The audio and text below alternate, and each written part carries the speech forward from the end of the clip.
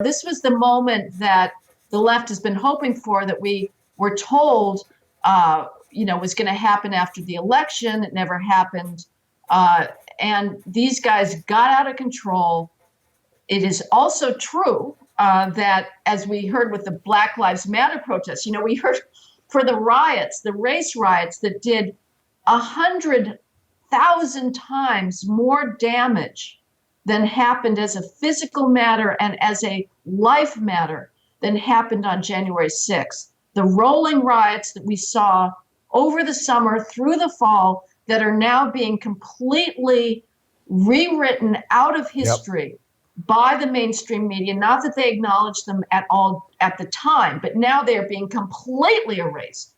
Those were far more destructive in terms of property damage and damage to government property than anything that happened on January 6th.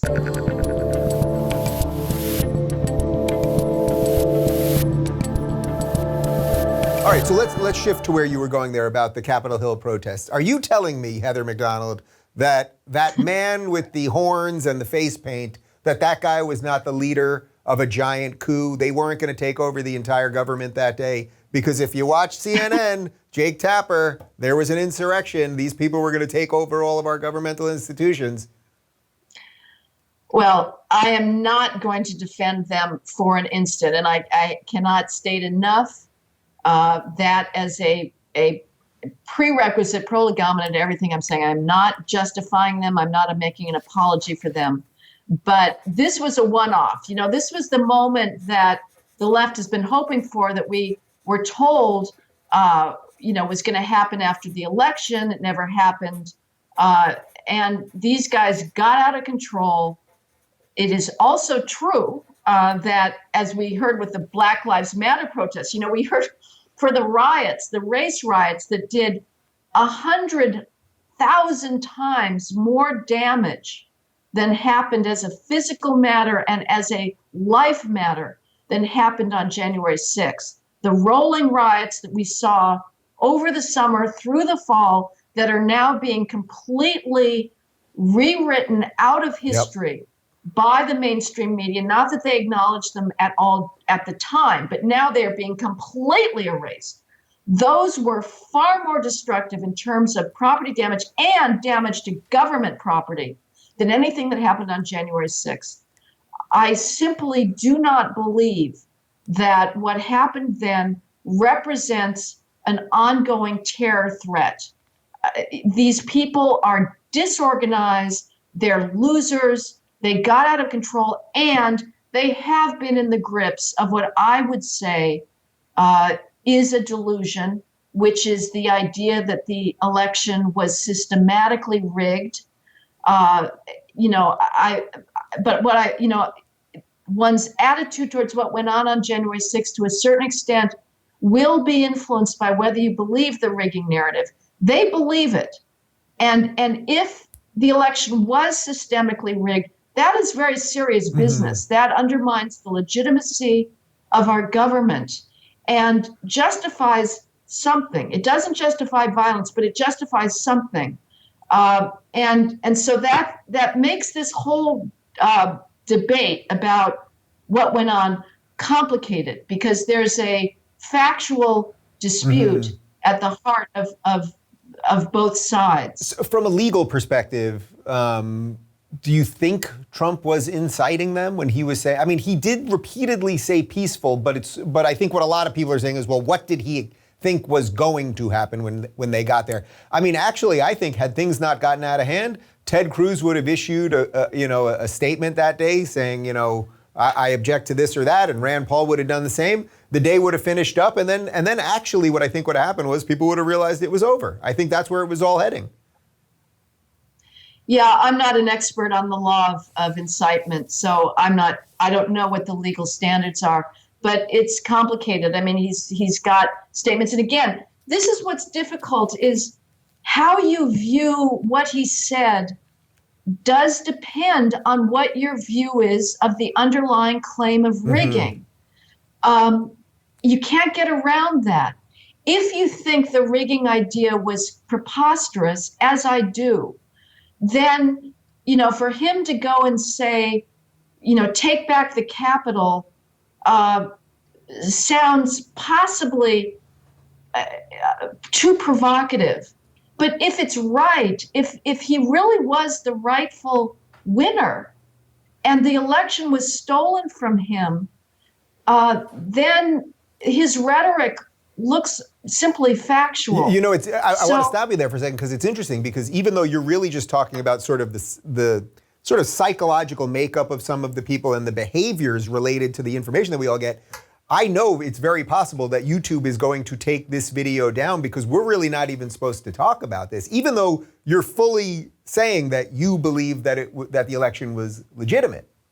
But that's just the sort of information war that we're in related to all of this. The question, Dave, is what is this country going to look like in 5 years or 3 years? This censorship is happening so quickly.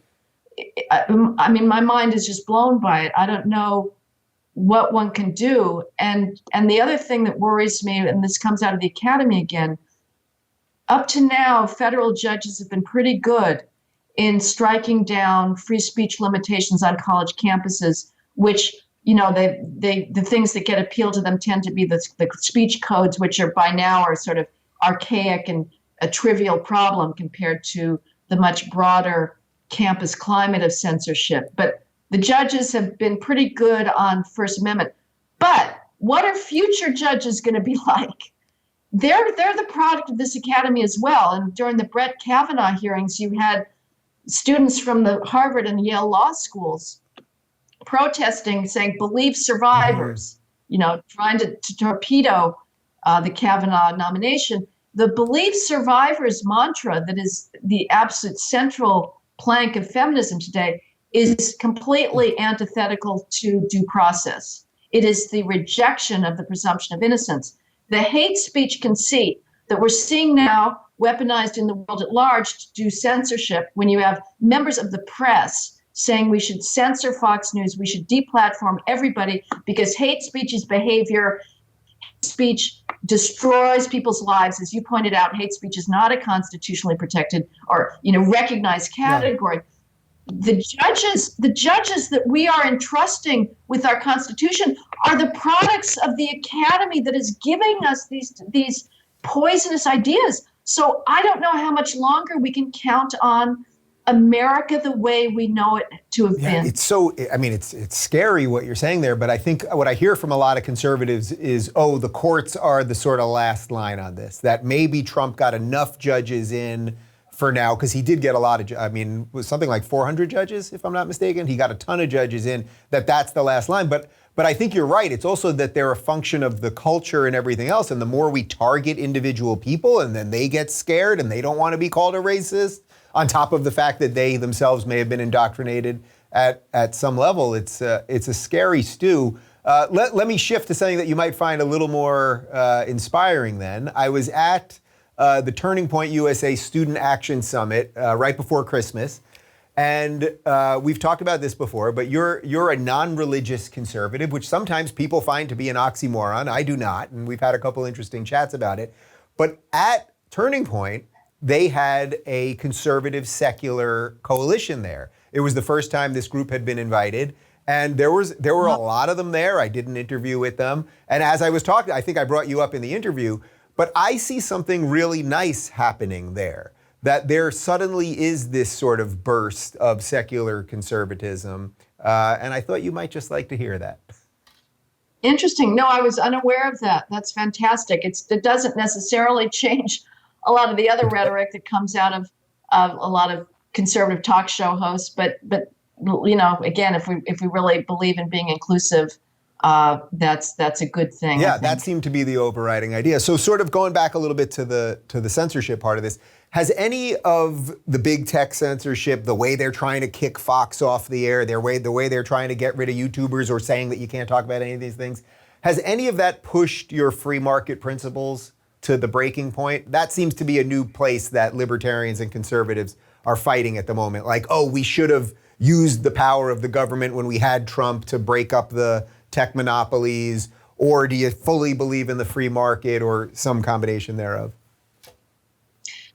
Yeah, this again is not my expertise, and I'm the big thing that I find so astounding with the members of the liberal elites that are calling now from censorship is their childlike inability to think in terms of principles. They think that they will always have power and that therefore they can establish the precedent of shutting down speech that will never be used against them. And you think, my God, an adult is supposed to be able to abstract from his own situation to think in terms of neutral principles. And I used to go around to college campuses and say to the lefty students who were, yes, also screaming and having heart attacks at my very presence there, say, do you want this power of censorship in the hands of Donald Trump? And ironically, Trump did not try to censor people, but now you have, Max Boot and Washington Post writers and heads of Columbia Journalism School saying, well, this free speech thing is not really so great. We got to get rid of it. But what if we get Trump in 2024, God forbid, or somebody else? It's going to use it against you. And I would say the same thing with taking on the big tech companies that they are private. And so I'm worried about any kind of precedent that would be used for government to go after a private entity, because we may think we're doing it for a good cause now, but the tables can always turn. If you're looking for more honest and thoughtful conversations about politics instead of nonstop yelling, check out our politics playlist. And if you want to watch full interviews on a variety of topics, watch our full episode playlist all right over here. And to get notified of all future videos, be sure to subscribe and click the notification bell.